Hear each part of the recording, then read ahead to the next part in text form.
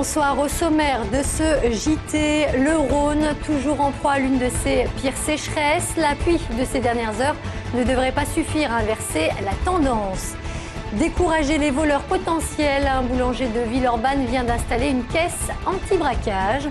Enfin, l'Asvel pour une place en finale des playoffs. Les Verts affrontent demain soir à l'Astrobal Nancy en match retour. Ils étaient près d'un millier à manifester ce midi dans les rues de Lyon à l'appel de l'intersyndicale. Les agents de la fonction publique ont défilé de la place Jean Massé en direction de la préfecture. Au cœur des revendications, l'emploi mais aussi le pouvoir d'achat. Les fonctionnaires dénoncent notamment le gel du point d'indice décidé par le gouvernement pour l'année 2012. Nous revendiquons une augmentation des salaires puisqu'on a un gel des salaires depuis 2 ans, mais très peu déjà précédemment d'augmentation du point d'indice et on a perdu à peu près 10% du pouvoir d'achat.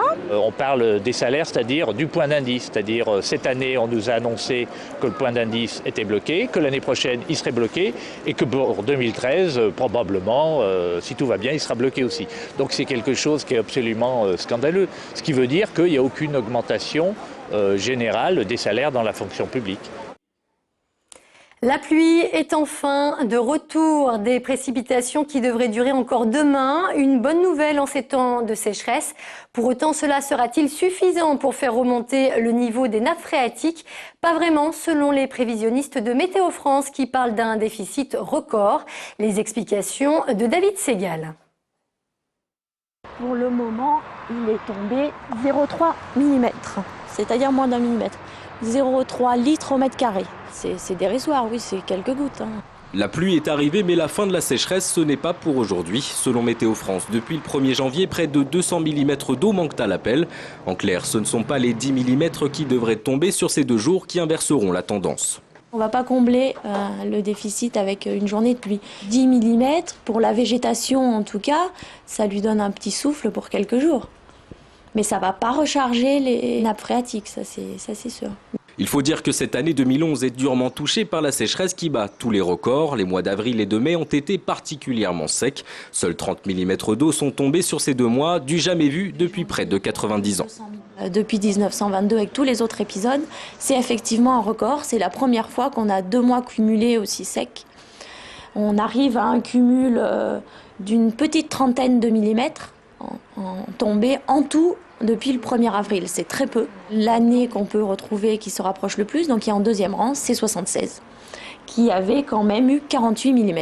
Selon Météo France, il faudrait 15 jours de pluie comme aujourd'hui pour espérer combler le déficit d'eau et ce sans prendre en compte le phénomène d'évaporation.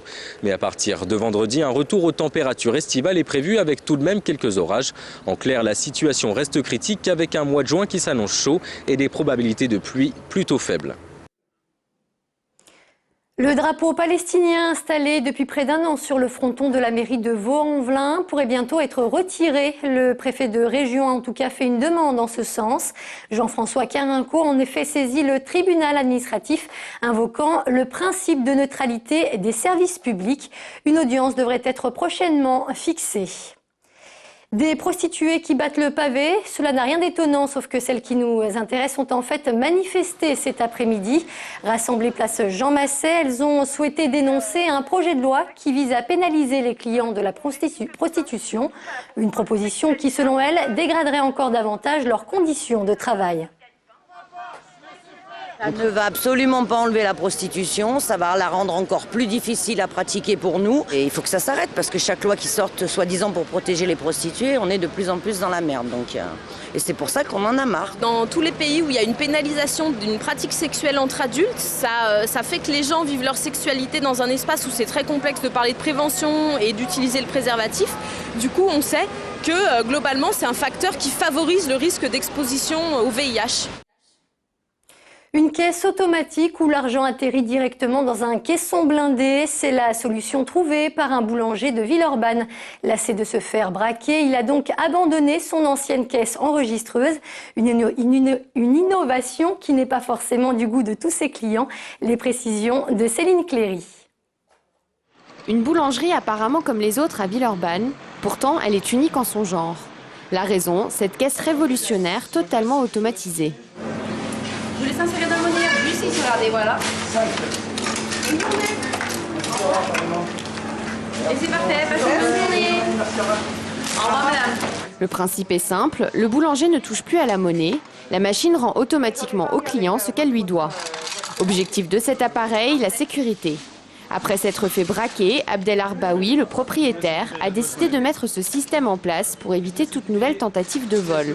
C'est vraiment une question de sécurité, sachant que c'est une bêtise de penser que ce système supprime les emplois. On a toujours besoin de vendeuses pour servir les personnes, pour les conseiller et pour s'occuper de la mise en place du magasin. Le personnel n'a plus accès aux caisses et l'argent se retrouve dans un coffre-fort scellé au sol et indémontable. La machine calcule tout elle-même, ce qui évite les erreurs de caisse. Du côté des clients, certains sont réticents, mais la plupart d'entre eux apprécient l'innovation.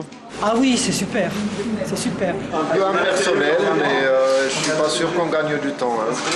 C'est assez original, c'est la première fois qu'on voit ça. Donc ça fait qu'un an qu'ils sont là, ils sont assez modernes, donc pourquoi pas? Ouais, c'est assez sympa. C'est bien en plus la sécurité aussi pour les employés, que voilà, c'est quelque chose de bien. Cette caisse du futur est devenue la star du magasin. Seul petit bémol, son coût, 45 000 € pour les 2 machines. Mais après tout, la sérénité, ça n'a pas de prix. Annoncée déjà depuis quelques jours, la déclaration d'intérêt général concernant le Grand Stade de Dessines vient d'être publiée au journal officiel. Une publication qui permet donc à Gérard Collomb de lancer comme prévu ses enquêtes publiques à partir du 14 juin prochain. Le maire de Lyon qui par ailleurs se félicite des 20 millions d'euros accordés par l'État dans le cadre de l'organisation de l'Euro 2016. En basket, l'Asvel est dos au mur. Comme lors des quarts de finale, les Villeurbanais doivent impérativement l'emporter demain soir face à Nancy pour espérer jouer un match pivot. Objectif, bien sûr, la finale des playoffs qui se disputera à Bercy. Émilie Deschamps.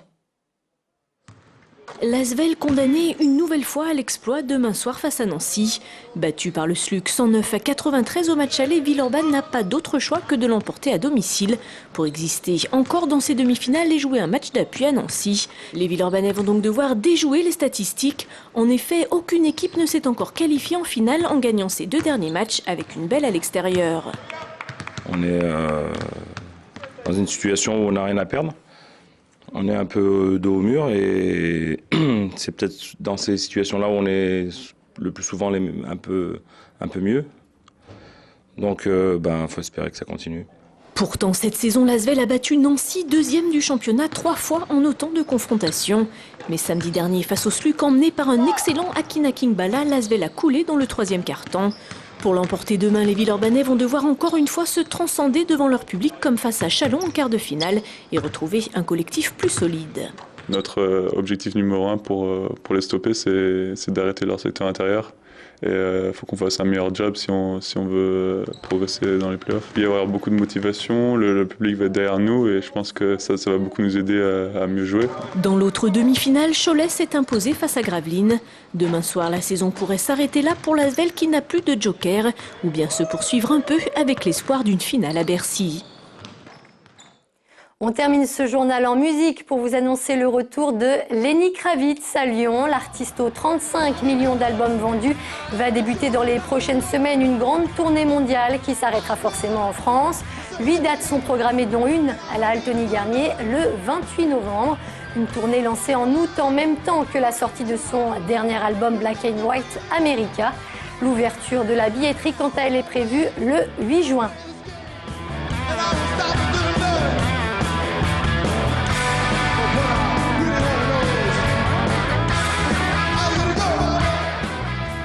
Et c'est la fin de ce JT. Merci de nous avoir suivis. Très bonne soirée sur TLM.